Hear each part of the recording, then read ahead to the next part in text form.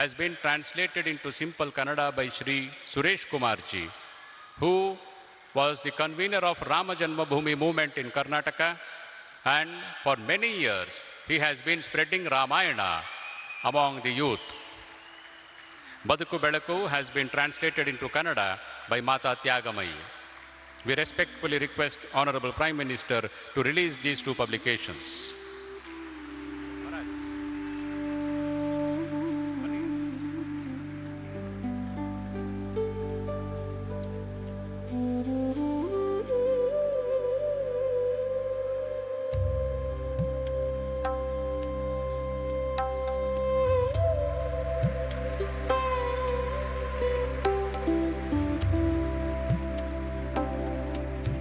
Thank you, sir. Today, it is our privilege to have with us an internationally respected great leader of Bharat who is deeply inspired by Swami Vivekananda and who repeatedly invokes Swami Vivekananda's message to inspire the youth toward nation building. We now respectfully invite our chief guest, the Honorable Prime Minister of India, Shri Narendra Modi ji, to address the gathering.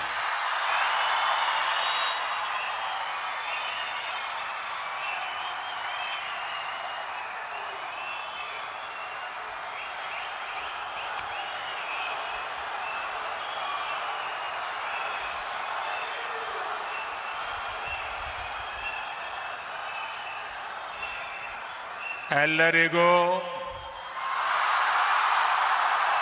ನನ್ನ ನಮಸ್ಕಾರಗಳು.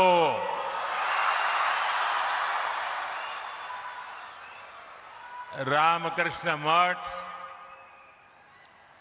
और Ramakrishna mission Belur Math के अध्यक्ष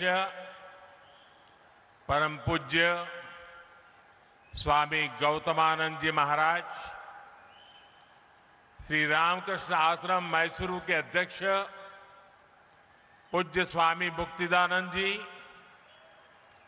रामकृष्ण मठ और Ramakrishna mission के trustee पूज्य स्वामी यादवेंद्रानंद जी, राज्यपाल श्री थावरचंद गहलोत जी, मुख्यमंत्री श्री डी.के. शिव कुमार जी,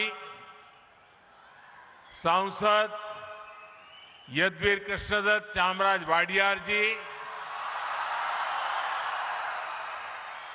विधायक विजेंद्र येदियुरप्पा जी, के. हरीश गौड़ा जी, अन्य महानुभाव, पूज्य संतगण और भाइयों और बहनों, सर्वप्रथम मैं मैसूरू की अधिष्ठात्री देवी मां चामुंडेश्वरी को प्रणाम करता हूं।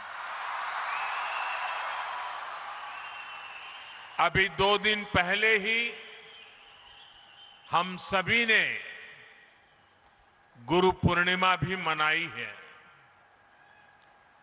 आप सब जानते हैं, मेरी यात्रा जहां से शुरू हुई और आज मैं जहां हूं, इसमें रामकृष्ण मिशन का बहुत अहम योगदान है। मैं 3 महीने पहले हावड़ा में बेलूर मठ गया था। सभी पूज्य संतों से सत्संग करने का अवसर मिला था। मेरा सौभाग्य है कि आज मुझे फिर मैसूरू में श्री रामकृष्ण आश्रम से जुड़े संतों से, मेरे गुरु बंधुओं से मिलने का, उनसे आशीर्वाद लेने का अवसर मिला है। आप सभी की उपस्थिति की वजह से आज मैसूरू की इस पवित्र भूमि पर मुझे एक अलग ही ऊर्जा अनुभव हो रही है। मैं आप सभी संतों के चरणों में सादर प्रणाम करता हूं। साथियों,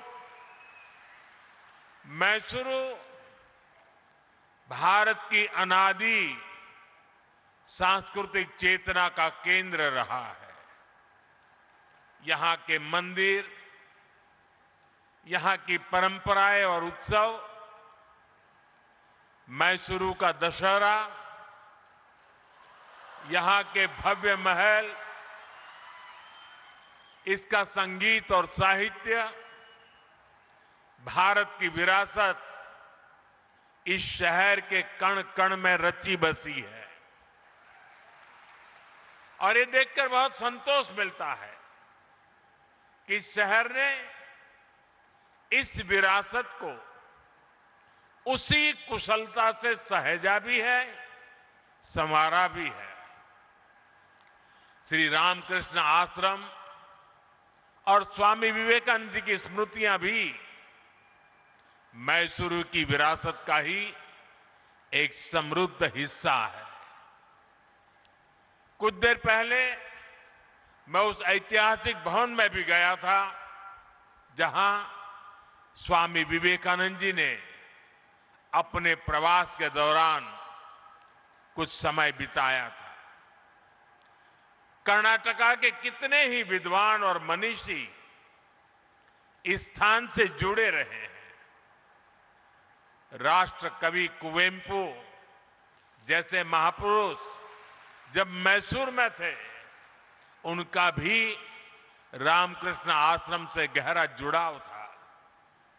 आज Swami Vivekananda cultural youth centre यानी विवेका स्मारका के उद्घाटन के जरिए हम इस मिशन को नया विस्तार दे रहे हैं। इसके लिए मैं श्री रामकृष्ण आश्रम और इसके जुड़े सभी विद्वानों को हार्दिक बधाई देता हूं। साथियों, व्यक्ति से विभूति का निर्माण एकाएक नहीं होता। इसके लिए हमें जीवन की अनगिनत परीक्षाएं देनी होती है, साधना करनी होती है, तप करना होता है, खुद को तपाना पड़ता है, खपाना पड़ता है। ख्याति के बाद तो संसार पीछे खड़ा होता है, लेकिन तप के समय महान विभूतियों को पहचानना आसान नहीं होता। जो साधक को तपस्या में पहचानता है, वो उसकी सिद्धि का सहभागी भी होता है। इसलिए भाइयों बहनों, स्वामी विवेकानंद जी के जीवन में मैसूरू का इतना अहम योगदान था। करीब 130 वर्ष पहले स्वामी जी एक युवा सन्यासी के रूप में भ्रमण करते हुए मैसूरू आए थे। तब उनकी प्रसिद्धि वैसी नहीं थी, लेकिन विचार उतने ही ऊंचे थे। उस समय उन्हें जिन लोगों ने पहचाना, जो उनके साथ जुड़े, उनमें से एक प्रमुख नाम मैसूरू के तत्कालीन महाराजा के भी था।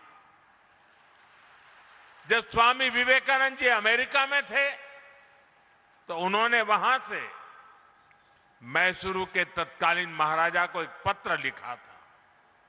उसमें उन्होंने स्वयं महाराजा के सहयोग का उल्लेख किया था। साथियों, स्वामी विवेकानंद जी ने भारतीय चेतना को आत्मसात किया था। उन्होंने शास्त्रों को आत्मसात किया था, जो कहते हैं परम परोपकारार्थ यो जीवति स जीवति, अर्थात वास्तव में वही जीता है जो दूसरों के लिए जीता है। इसी मंत्र पर चलते हुए मैसूरू के इस श्री रामकृष्ण आश्रम ने पिछले वर्ष अपने 100 साल पूरे किए हैं। शिक्षा और स्वास्थ्य से जुड़ी सेवाएं हो या प्राकृतिक आपदा में राहत कार्य, श्री रामकृष्ण आश्रम ने स्वामी विवेकानंद जी की विरासत को जीवंत रखा है। मुझे विश्वास है विवेक स्मारका साधकों और श्रद्धालुओं के लिए आत्मिक उत्थान का एक तीर्थ बनेगा। स्वामी विवेकानंद जी की प्रेरणा थी शिव ज्ञाने जीव सेवा, यानी जीव की सेवा ही शिव की सेवा है। हमें इस विवेक स्मारक में इसलिए ऐसे युवाओं को गढ़ना है जिनके लिए समाज और राष्ट्र के हित, गरीब वंचित के दुख अपने सुख दुख से ऊपर हो, जिन युवाओं के लिए राष्ट्र प्रथम ही सर्वोपरि मंत्र हो, मां भारती की सेवा ही जिनका जीवन लक्ष्य हो। साथियों, स्वामी विवेकानंद जी युवाओं की शिक्षा को राष्ट्र निर्माण का मजबूत आधार मानते थे। उन्होंने स्वयं ये देखा था कि कैसे दुनिया के देश अपने युवाओं को शिक्षित बना रहे हैं, लेकिन दुर्भाग्य से तब भारत गुलाम था। भारत के युवा भी गुलामी की जंजीरों में जकड़े हुए थे। उस दौर से लेकर अब तक भारत के युवा ने एक लंबी यात्रा तय की है। भारत का जो युवा कभी जंजीरों में था, आज वो युवा दुनिया के विकास को गति दे रहा है। आज भारत की अर्थव्यवस्था सबसे तेजी से आगे बढ़ रही है। किसकी वजह से? भारत के युवाओं के सामर्थ्य से। आज भारत में दुनिया की तीसरा सबसे बड़ा स्टार्टअप इकोसिस्टम है। किसकी वजह से? भारत के युवाओं के सामर्थ्य से। आज भारत दुनिया का दूसरा सबसे बड़ा मोबाइल फोन निर्माता बन चुका है। किसकी वजह से? भारत के युवाओं के सामर्थ्य से। आज भारत से बने डिजिटल सॉल्यूशंस दुनिया के अनेक देशों के लिए प्रेरणा बन रहे हैं। किसकी वजह से? भारत के युवाओं के सामर्थ्य से। आज भारत सेमीकंडक्टर मैन्युफैक्चरिंग की नई यात्रा पर तेजी से आगे बढ़ रहा है। किसकी वजह से? भारत के युवा के सामर्थ्य से। आज Bharat AI, deep tech, space technology और इनोवेशन के नए अध्याय लिख रहा है। किसकी वजह से? भारत के युवाओं के सामर्थ्य से। अभी कुछ दिन पहले ही हमने देखा है भारत के युवाओं ने अंतरिक्ष में कमाल कर दिया है। पहली बार युवाओं का बनाया हुआ एक प्राइवेट कंपनी का रॉकेट अंतरिक्ष तक पहुंचा है। आज कोई भी सेक्टर हो, भारत का युवा अपना दम खम दिखा रहा है। हम सभी अपने आसपास देख रहे हैं, आज छोटे से छोटे व्यवसाय में लगा युवा भारत की डिजिटल इकोनॉमी को आगे बढ़ा रहा है। वो मुद्रा लोन के जरिए नई शुरुआत कर रहा है। वो देश की स्टार्टअप रिवॉल्यूशन को लीड कर रहा है। आत्मनिर्भर भारत का अभियान हो, मेक इन इंडिया का अभियान हो, इसकी सफलता के पीछे भारत के युवाओं की ही ताकत है। साथियों, किसी भी देश में युवाओं का सामर्थ्य तभी उस राष्ट्र की शक्ति बनता है जब उसे सही अवसर मिले, जब उसे सही दिशा मिले और जब उसे अपनी ही धरती पर बड़े सपने देखने, उन्हें पूरा करने का भरोसा मिले। और इसमें बहुत बड़ी भूमिका हमारे शिक्षा संस्थानों की होती है। मुझे खुशी है कि आज भारत में शिक्षण संस्थाओं की संख्या लगातार बढ़ रही है। पिछले 12 वर्षों में 650 से ज्यादा नई यूनिवर्सिटीज बनी है। पिछले 12 वर्षों में करीब 14,000 नए कॉलेज बने हैं।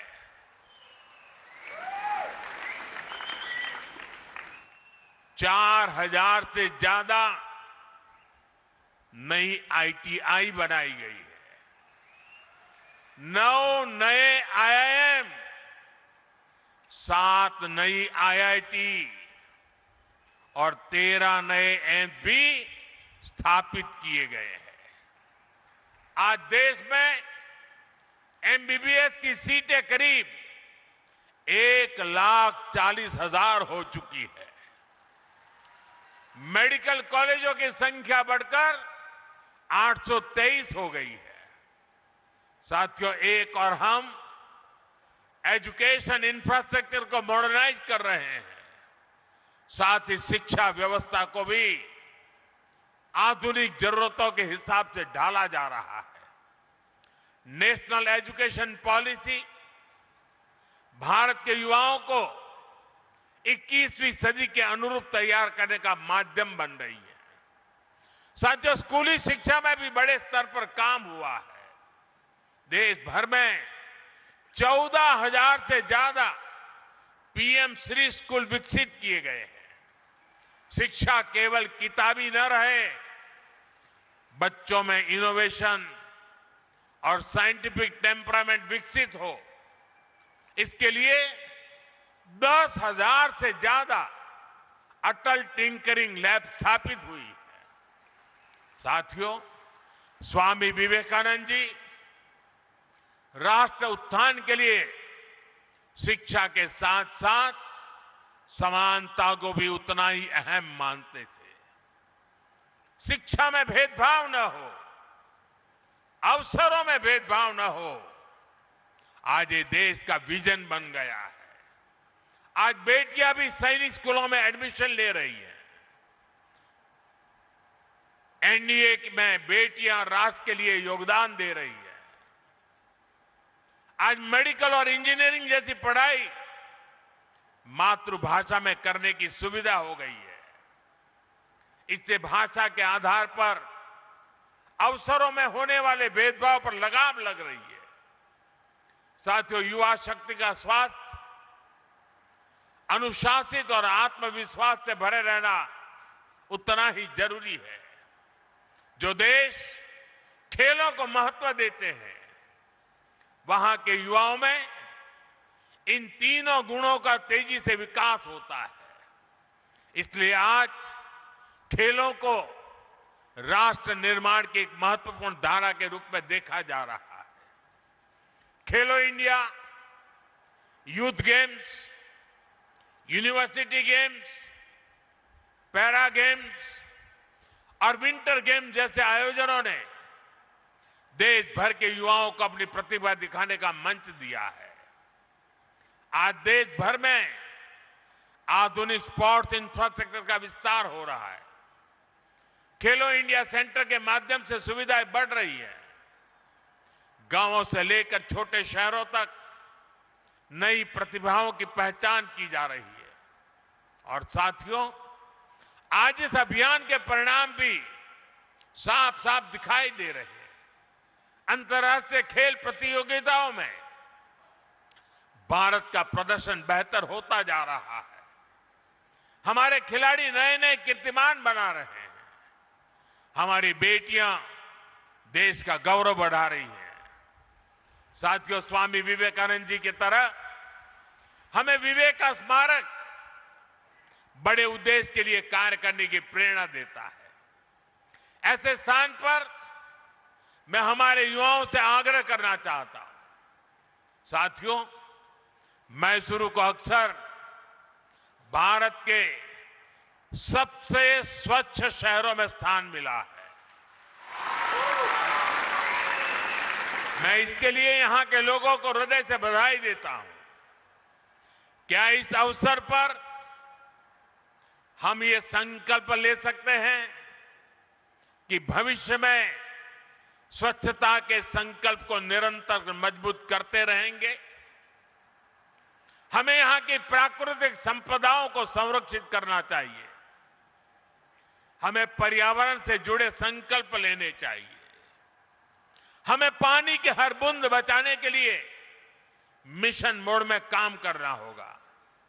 साथियों, आज ही यहां वाल्मीकि रामायण के कन्नड़ा अनुवाद का विमोचन भी हुआ है। मैं कन्नड़ा भाषा से जुड़ी एक अपील भी करना चाहता हूं। कर्नाटका महान लेखक और कवियों की धरती है। कन्नड़ा भाषा, कन्नड़ा भाषी लोग हमेशा से पढ़ने की संस्कृति के लिए जाने जाते हैं। स्मार्टफोन के इस युग में इस स्वभाव को और बढ़ावा मिलना चाहिए। क्या हम युवा पीढ़ी को कन्नड़ा साहित्य से गहराई से जुड़ने के लिए प्रेरित कर सकते हैं? साथियों, मैसूरू अपने सिल्क, चंदन और हस्तशिल्प के लिए प्रसिद्ध है। जब भी हम किसी को उपहार दें तो क्या हम ये सुनिश्चित कर सकते हैं कि वो किसी भारतीय के हाथों और पसीने से बनी चीज हो? इससे हमारी संस्कृति को बढ़ावा मिलेगा। साथ ही एक और परिवार को आर्थिक सहायता भी मिलेगी। साथियों, स्वामी विवेकानंद जी ने जिस तरह के भारत का सपना देखा था, उसे पूरा करने का दायित्व आज की पीढ़ी पर है। मुझे विश्वास है विवेक का स्मारक इसके लिए एक ऊर्जा स्रोत का काम करेगा। मैं एक बार फिर यहां एकत्र पूज्य संत जनों, गुरु बंधुओं और मैसूरू के लोगों को नमन करते हुए मेरी वाणी को विराम देता हूं। आप सबका बहुत बहुत धन्यवाद।